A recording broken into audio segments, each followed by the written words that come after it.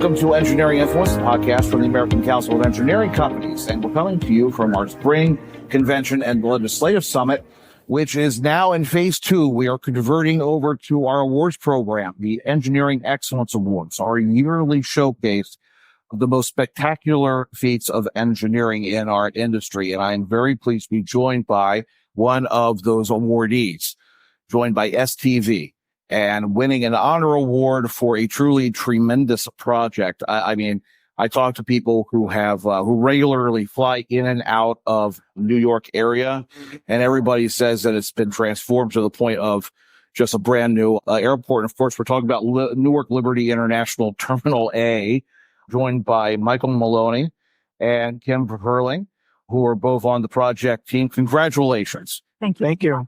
And also congratulations, Michael, so we can say that you can show this to your son or daughter. I'm not sure We don't which, know. but your daughter, here's your video right before, she joined us. So congratulations on father-to-be and of course your wife back home. Thank Yeah, this is a tremendous project. I mean, it was not just a simple thing of coming in and doing a small fix to an airport. You practically redesign and redevelop Newark International Airport Terminal A. Tell us a little bit about the scale of this project. Kim, start off with just kind of like how you approached this first. Yeah. And Michael, about how, you actually were able to bring this to fruition.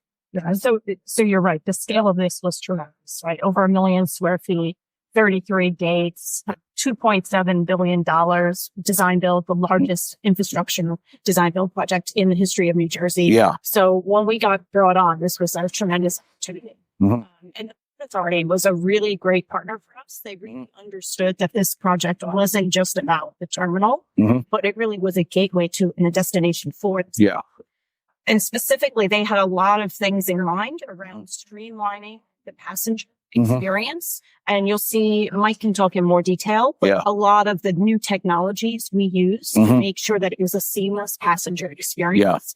And also we wanted the terminal to really feel like Mhm. in New Jersey, Yeah. which other terminals did not feel that. When you land, Mhm. you feel like you could be at the Jersey Shore. And, Yeah. and it was important to get the community involved in terms of some of the retail and the food choices Mhm. to give that flavor to the journey. Absolutely. Michael, speak a little bit about that passenger experience. How did you approach that challenge?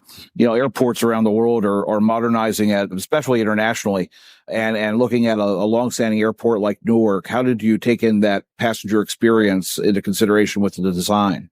There was a couple features that we wanted to utilize. The first being, the architectural feel when you walk into the building, that Mhm. space. So how do you get an open space? You got to reduce your columns. You got to Yeah. open up that space. Especially what we did was on not only the departures level, Mhm. just walk in and check your bag, but also the main concourse where you spend most of your time on your Yeah. coming. And we accomplished that. Actually, we designed the growth system at the Baker, Mhm. and that allowed the ability to induce those columns. And so Yeah. give you that floor to ceiling window effect. We stand in the center, concourse right in the middle. Once you get past security, look around and see beautiful 20, 30 foot high window. Yeah. Look out at the Yeah. cinemas. That's such a significant thing when you think about it, because you do fly into some airports and you get out of the gate or you enter into the concourse and it feels claustrophobic because it was built at a time when everything was kind of compacted in. And then you enter into a room or an area that is open, freestanding with a lot of natural light and a lot of freedom of movement. And it definitely has a psychological impact on the traveler. What were there any challenges that you met with the existing structure or how you were converting kind of what's been the longstanding terminal into this new one? Were there any significant technical challenges that you had to surmount or overcome? Yeah. So what was nice about this was that there's a whole spot within the, we didn't have to interfere with existing Mhm. operation. So once we were ready to open, they closed the whole day and That's the new. weekend open. Yeah. But as far as specific building challenge, Mhm. one of the specific between the new terminal Conrad and big parks, Yeah. it was a 660-foot long shot. And that span, the area is an active roadway and Mhm. so the main span about 300 feet. Yeah. And very restrictive, very pinpointed location. So look like the columns and foundation. They had to use 24. the truss system just to make that scale work. Yeah. They used the whole height, and they had limits, not only vertical Mhm. roadway, but also the height they wanted Yeah. it to be at the location. Yeah. Specific hmm is a bridge feature to get from that facility to. Yeah.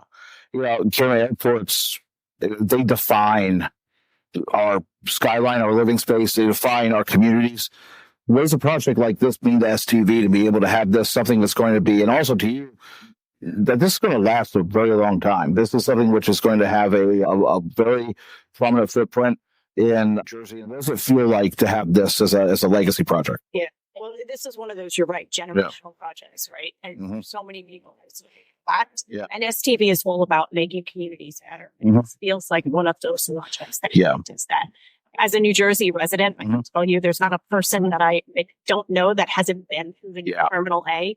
And the little details they notice make me Mhm. really proud of what he has accomplished, Yeah. because they're seeing the changes in security. They're seeing the feeling in that space and the Mhm. light and the stress taken out of it. Yeah. And the impact is just to keep Yeah. stuff. It changes the region. It changes the entire perception of that region. People fly in, their first impression of Jersey is the airport. And to have this new glooming kind of, this example of modern, airport convenience is going to significantly change the Garden State's perspective for a lot of people. And we always try to, put a fine point, because we always talk about the amazing technical skill that goes into producing a project and just the ability to handle a task and project of this scale. But I think you did a really good job, Kim, of dialing it down, talking about what the actual result is for communities. We talk about the essential quality of engineering. Why is it important?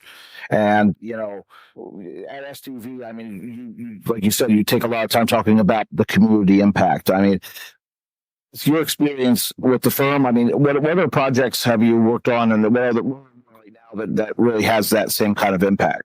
Sure. Well, as you know, we're one of the leading transportation focused professional services. In addition, I lead the buildings team, focus a lot on structure. We're also in education, justice, correctional facilities. And I can tell you, each one of those building types gives us an opportunity to really provide something new to me. So an educational project, it could be about enabling students to have better achievements outcomes on the test. Or for correctional facilities, it would be about making sure that we're creating a humane environment to help transform and get people back, reacclimated into society. And I think that's what's so interesting about the engineering and architectural design professions is that irrespective of which market you're in, we all have a tremendous impact on the communities and we shape people's lives. Absolutely. And that's what makes this project so significant. Yeah, but you make a better place, improve things. So, fantastic. Again, congratulations on the we're happy that you're going to be experiencing this evening. It's going to be a great program, and have a great time. And congratulations to you both and your project teams, everyone at STV. Congratulations. Thank you so much for this on. Absolutely. And again, this has been Engineering Influence, a podcast from the American Council of Engineering Companies, and we'll see you next time.